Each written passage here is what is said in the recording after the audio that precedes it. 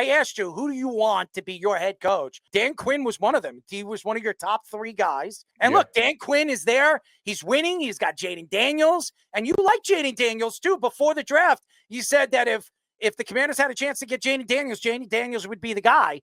And, boy, you were right. You were right about both guys. They've been sensational. Your thoughts to both guys and the acquisitions they made in the offseason. Well, dual threat is an equalizer in the NFL, especially if you have a sense of working in the pocket.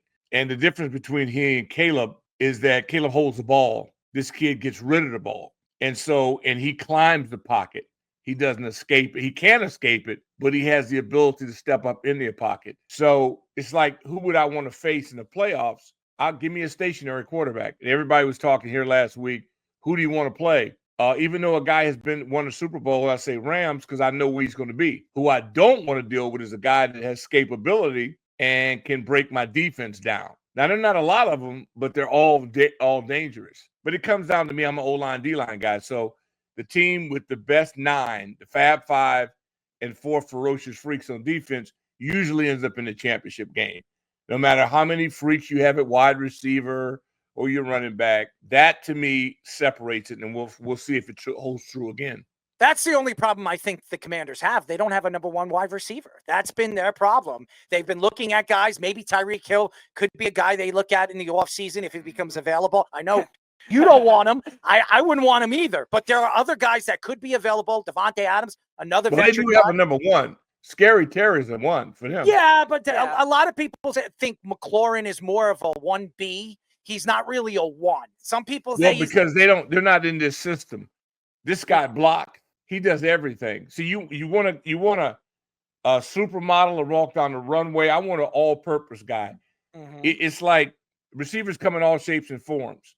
A lot of the guys that you fancy are watching the playoffs. Give me a dog. I want a whole team. I don't want no poodles. I want all dogs. The poodles are all great, but give me a dog. Terry McLaurin is a dog. Now, if they get another legit 2 and a tight end can stretch the field, that's all you need. In Kingsbury's offense, it's about you got 5 at quarterback. All you need to do is protect him and get a defensive end.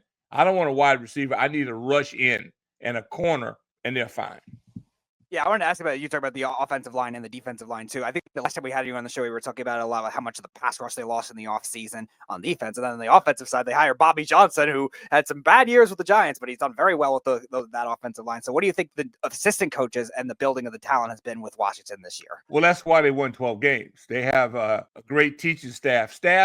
Most staffs in the NFL are friends and family. So when you can get guys on your staff that can actually coach, your teams are much better. Because I don't care if the guy's your nephew, uncle, or whatever, he's got to be able to help people get better or he's a liability. And because this league is a friends and family league, like most major corporations are, but when you got to teach people a craft and a skill, it's hard to hide people. And so whenever you go from a 4-win season and you flip to 12-win season, it's obviously you uncover frauds. And when guys come in there that are good teachers, presto. And you get a good play caller, and he did this without a dominant running game and you can run the ball on them. Most teams that win 12 games are dominant in one area. They either stop the run well or they're dominant in run. They were neither or. And they're here because of JD5. This dude put so much pressure on the defense, and they made enough big plays, and they've got leadership. And what these guys are, stripped apart, you might not buy them in an auction, but when you put them all together, they play for one another. And that's why that guy on the screen there is the right coach for them, because DQ galvanizes a team. There's unity there. And their front office, the people they selected have all worked out well. And I think they got a good draw because it's the second time you'll get a chance to see Tampa. And that helps because you saw them week 1 when your rookie quarterback is his first shot. Well, and Todd Bowles, he knows it. He knows how much he's improved. But I guarantee you in the draw, as good as they are, and I love Baker. He's a playmaker. They're stacked. But they would have preferred a guy that's stationary. Everybody would love a guy that's stationary. I don't care who he is. This dude is freaky. And the number of games they've won in the last minute, you can't make this up. Doc, you made a good point in talking about finding frauds, right? So you bring in a guy like Jaden Daniels coming in, and we've seen rookie quarterbacks just fall flat on their face. What do you think the biggest issue or the biggest, I guess, conglomerate to help him be successful and have this season that he's had when it was kind of unexpected with him coming in? Well, study habits.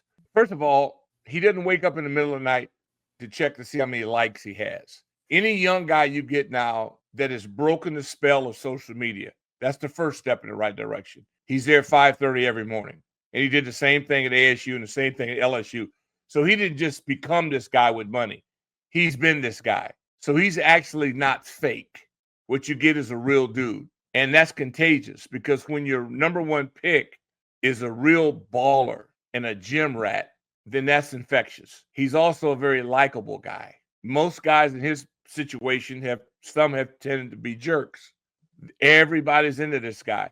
He's cheering for guy, and it's legit. Then they were smart and crafty, and with a great GM, they went out and got Marcus Mariota, who a lot of people had went thumbs down on. They went thumbs up, which shows you once again they know how to assess talent. It was a perfect match for a guy that could mentor a guy with similar skill set. They don't have to change anything when he comes in.